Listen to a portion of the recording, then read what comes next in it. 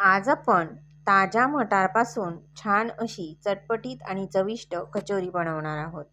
बाजारामध्ये भरपूर प्रमाणात ताजे मटार उपलब्ध झालेले आहेत. त्याच्यापासून आपण वेगवेगळे पदार्थ बनवत असतो.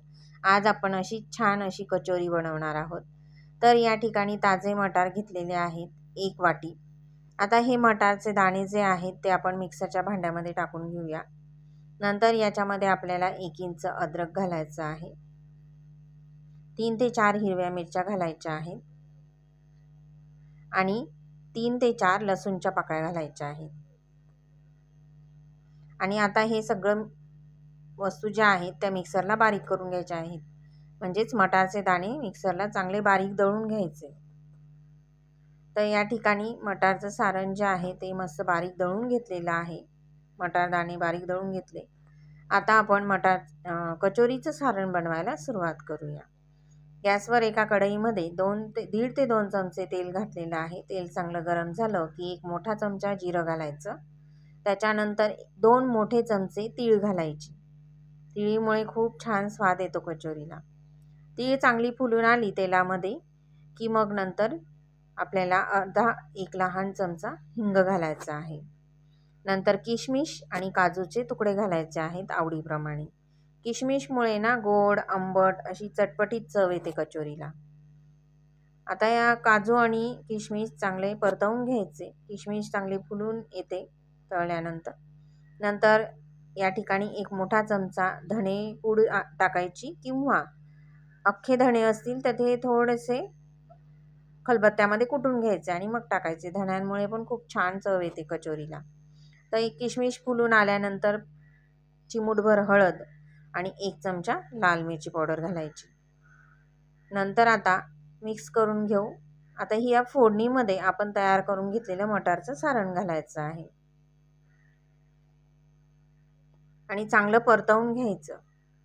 म्हणजे लसूणचा, अद्रक आणि मटारचा कच्चेपणा निघून जाईपर्यंत छान परतवून घ्यायचं आहे फोडणीमध्ये सगळं सारण. आता यामध्ये चवीप्रमाणे मीठ घालूया. नंतर 1 मोठा चमचा चाट मसाला घालायचा आहे आणि 2 चमचे पिठी साखर घालायची आहे आणि हे सारण चांगलं मिक्स करून घ्यायचं आहे. पिठी साखर आणि मीठ घातल्यानंतर थोडासा ओलावा येतो सारणाला, परंतु जसं जसं आपण परतवत जातो तसं तसं हे सारण अगदी कोरडं होत जातं. ही कचोरी तुम्ही 7 ते 8 दिवससुद्धा खाऊ शकतात. इतकी छान तयार होते आणि टिकते सुद्धा. आता हे सारण चांगलं परतवून घ्यायचं आहे. हळूहळू हे कोरडं होत जातं. तर या ठिकाणी बघा रंग देखील बदलला आहे सारणाचा आणि कचोरीचं छान चटपटीत सारण या ठिकाणी आपलं तयार झालं आहे. याला थंड करून घेऊया. आता आपल्याला कचोरीसाठी पीठ भिजवून घ्यायचं आहे. तर या ठिकाणी वरच्या आवरणासाठी आपल्याला पीठ लागणार आहे. तर मी मैदा घेतलेला आहे. आता मैद्यामध्ये आपल्याला चवीप्रमाणे मीठ घालायचं आहे. नंतर 1 मोठा चमचा आपल्याला ओवा घालायचा आहे. नंतर कचोरी मस्त खस्ता होण्यासाठी मी या ठिकाणी 2 चमचे तेल घालते आहे. 2 लहान पळ्या तेल घातलं आहे आणि चांगलं तेल व्यवस्थित मैद्याला लावून घेऊ. याची मूठ बांधली जाईल मैद्याची असं तेल घालायचं. तर आता आपण पीठ भिजवून घेणार आहोत कचोरीचं.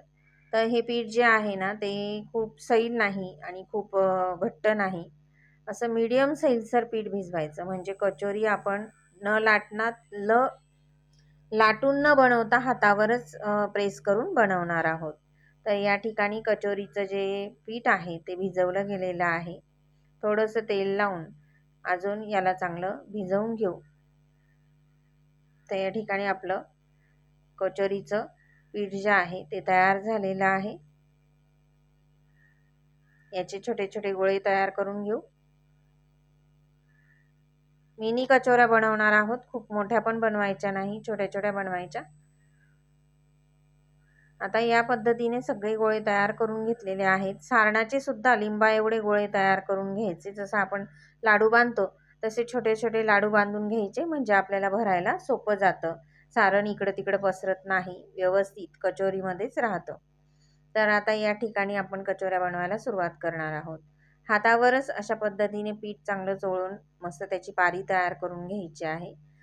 पारी तयार करून झाल्यानंतर आता आपण याच्यामध्ये सारण भरणार आहोत आता या ठिकाणी मी सुट्टंच सारण भरलेलं आहे सुरुवातीला.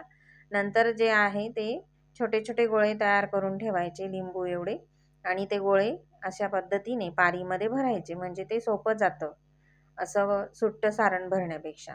आता चारी बाजू पारीच्या सगळ्या कडा ज्या आहेत त्यामध्ये घेऊन पॅक करायच्या, आणि हातावरच एकाच बाजूने असे प्रेस करायची अलगद हाताने, आणि ही कचोरी आपली तयार झालेली आहे. अशाच पद्धतीने आपण दुसऱ्या कचोऱ्या पण तयार करणार आहोत. तर या ठिकाणी पारी तयार करून घेतली, आणि अशा पद्धतीने बघा गोळा तयार करून घ्यायचा सारणाचा, आणि पारीमध्ये भरायचं आहे.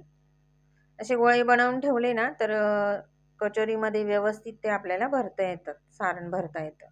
चारी कडा एकत्र आणून पॅक करून घेऊ. पॅक करून झाल्यानंतर अशा पद्धतीने वरच्या बाजूला प्रेस करायचं, जास्त दाबायचं नाही, हलक्या हाताने प्रेस करायचं, आणि न लाटताच आपली कचोरी जी आहे ती व्यवस्थित आपण तयार करून घेतलेली आहे. अशाच पद्धतीने आता मी 6-7 कचोऱ्या तयार करून घेते, मग आपण ह्या कचोऱ्या तळून घेणार आहोत. तर या ठिकाणी 6-7 कचोऱ्या तयार करून घेतलेल्या आहेत. एका साईडला तेल गरम करायला ठेवलेलं आहे. तेल खूप कचोरीसाठी कडकडीत गरम करायचं नाही, मीडियम गरम करायचं, आणि गॅस कमी करायचा, आणि कमी गॅसवर आता ह्या कचोऱ्या आपल्याला तळून घ्यायच्या आहेत. आता गॅस कमी करून तुम्ही दुसरा काही पण स्वयंपाक करू शकतात, किंवा तुम्हाला जे काम करायचं असेल ते करू शकतात, कारण की कचोरी तळायला थोडासा वेळ लागतो. परंतु कमी गॅसवर तळलेल्या कचोऱ्या अगदी छान खमंग खुसखुशीत आतपर्यंत तळल्या जातात, आणि व्यवस्थित कच्च्या राहत नाही, मस्त तयार होतात. तर आता अगदी कमी गॅस करून मी या कचोऱ्या तळण्यासाठी ठेवलेल्या आहेत. तोपर्यंत मी दुसऱ्या कचोऱ्या तयार करते. तोपर्यंत ह्या मस्त वरती आलेल्या आहेत बघा कमी गॅसवर, हळूहळू छान फुलतात मग त्या. आणि कमी गॅसवर ही कचोरी दोन्ही बाजूंनी छान तळून घ्यायची, आणि मग दोन्ही बाजूंनी आपल्याला दिसलं की थोडी तळली गेली तर मग तुम्ही मिडियम ते फास्ट गॅसवर शेवटी शेवटी ही कचोरीला छान बदामी रंग येईपर्यंत तळून घ्यायची आहे. तर या ठिकाणी आपल्या कचोऱ्या ह्या तयार झालेल्या आहेत पहिल्या. तर बघा रंग पण खूप छान आहे, आणि मस्त फुलून आलेल्या आहेत कचोऱ्या. आतलं सारण पण खूप छान व्यवस्थित सगळीकडे पसरतं. पहिल्या कचोरीची बॅच तळून झाल्यानंतर जितक्या मावतील तितक्या कचोऱ्या मी तेलामध्ये सोडल्या, आणि त्या देखील मस्त अशा तळल्या गेलेल्या आहेत. एकूण 6 कचोऱ्या मावल्या आहेत बघा. अशा मिनी कचोऱ्या बनवायच्या, खूप मोठ्या मोठ्या पण नाही बनवायच्या, व्यवस्थित आणि छान बनतात. आता दुसऱ्या पण बॅचच्या कचोऱ्या तळल्या गेलेल्या आहेत, आणि सगळ्या कचोऱ्या या ठिकाणी तळून तयार झालेल्या आहेत. अगदी खस्ता आणि चवीला अप्रतिम असं सारण आहे कचोरीच्या आतलं. तुम्ही नक्की बनवून बघा ही मटार कचोरी, तुम्हाला देखील खूप आवडेल. तयार करून घेतलेल्या सगळ्या कचोऱ्या आता आपण डिशमध्ये काढून घेऊ, आणि मस्त छान अशा फुललेल्या खस्ता कचोऱ्या या ठिकाणी आपल्या तयार आहेत. नुसत्या अशाच ह्या कचोऱ्या खायला खूप छान लागतात, परंतु आता इथे मी दाखवण्यासाठी सॉस ठेवलेला आहे, परंतु अशीच ही कचोरी तुम्ही खाल्ली तरी देखील खूप मस्त लागते. आतील सारण बघा कसं छान मस्त एक सगळीकडे पसरलेलं आहे, आणि अगदी चविष्ट चटपटीत कचोरी या ठिकाणी आपली तयार झालेली आहे. रेसिपी आवडली असेल तर जास्तीत जास्त जणांपर्यंत शेअर करा, लाईक करायला विसरू नका. पुन्हा भेटूया अशाच एका छानशा आणि नवीन रेसिपीमध्ये. वेळात वेळ काढून माझी रेसिपी बघितली त्याबद्दल तुम्हा सर्वांचे धन्यवाद.